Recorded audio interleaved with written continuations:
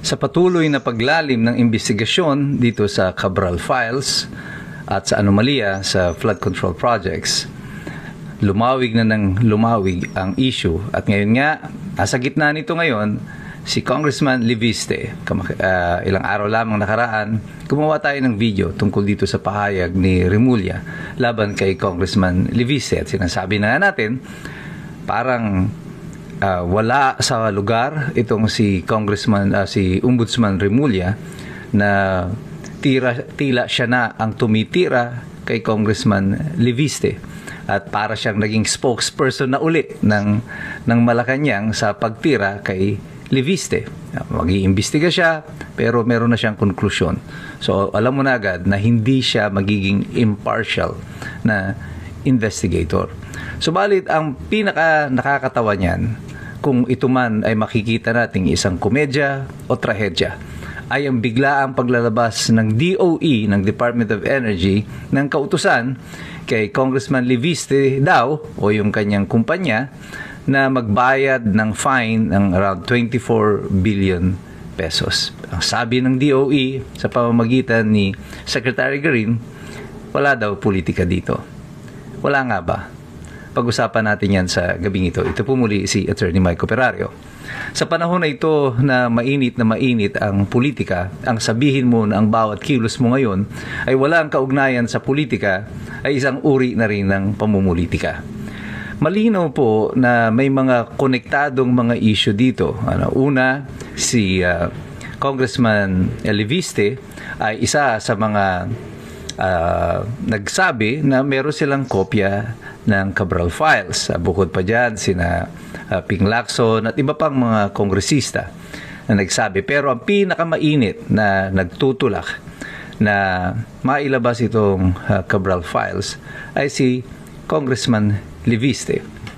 At ngayon, tila ba ang gobyerno, ang administrasyon sa Malacanang ay sinesentrohan na siya ngayon ng operasyon upang siya ay patahimikin. Apparently, ang naging target nila, ang weapon of choice is to go after his finances because this kid, itong si Congressman Leviste is a whiz kid, matalino siya. At a young age, he became a billionaire. But this is a legitimate business, hindi kagaya na sinasabi ni Boying Remulla na hindi daw maka-Pilipino. Alam mo, Ombudsman Remulla, bago mo sabihin yan, habulin mo muna yung mga totoong nagnakaw. Yan ang mga hindi tunay na mga Pilipino.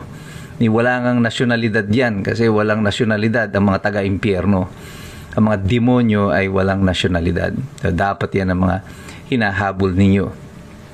Itong si Congressman Leviste na ngayon ay patuloy na nagboboses ng nais ng mamamayan na maisalathala itong nilalaman ng Cabral Files ay ngayon ay nasentrohan ito ng biglaan na lang na inimposa ng 24 billion pesos fine ng DOE matapos magsalita ni Boying Remulla laban sa kanya. May kaugnayan nga ba ito? Sabi ng DOE wala. Sabi ng mamamayan, meron. Imposible pong wala na kaugnayan ang mga iyan.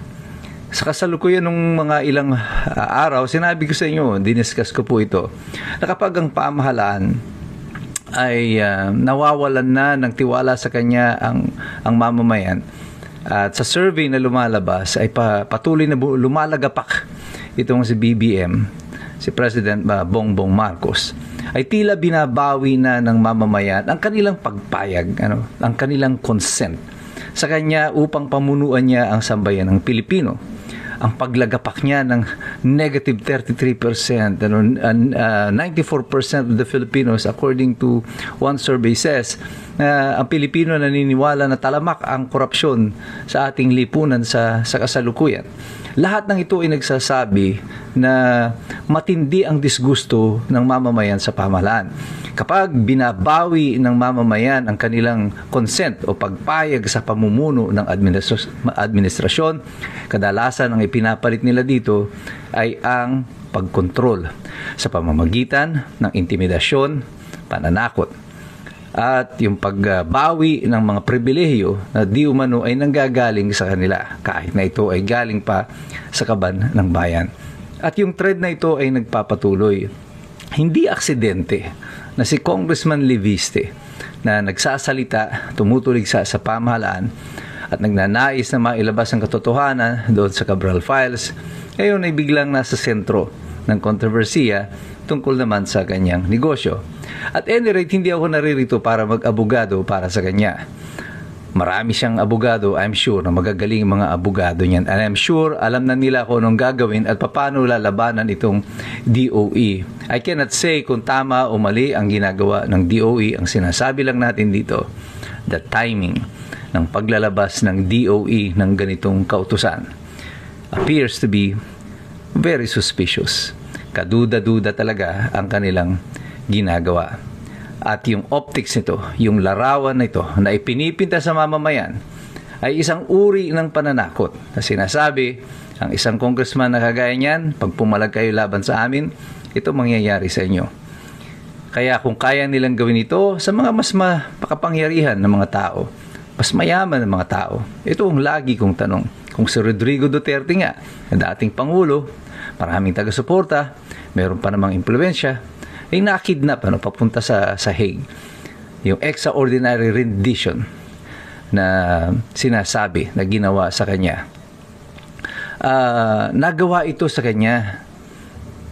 Paano kaya tayo ng mga ordinaryong mamamayan, ano ang pansalag natin sa pamahalaan? Alam niyo kung anong meron tayo? Bilang. Ang bilang natin, ito ang ating kapangyarihan. Ang ating tinig, ito ang magpapahayag ng ating disgusto at pagbawi ng ating pagpayag sa pamahalaan na pamunuan tayo. Hindi kami naniniwala na walang politikang involved dito sa sinasabi ninyo na pagpapataw ng fine sa dating kumpanya ni Congressman Leviste at sa pagkansela ng kanyang mga kontrata. Walang tao sa Pilipinas na maniniwala sa inyo sa kasalukuyan. Pero ang nakakabahala dito, tila ang pamahalaan nito walang pakialam kung anuman ang isipin ng mamamayan. Ang gusto lang nila, gawin nila kung ano ang kaya at pwede nilang gawin sa atin sa kasalukuyan. Pero tayong lahat, maalam na tayo, marunong na tayo, sapagkat patuloy tayong nagmamasid at nag-aaral. Dahil alam nating lahat, mahirap makialam ang taong walang alam. God bless you, God bless us all. Mabuhay ang Republika ng Pilipinas.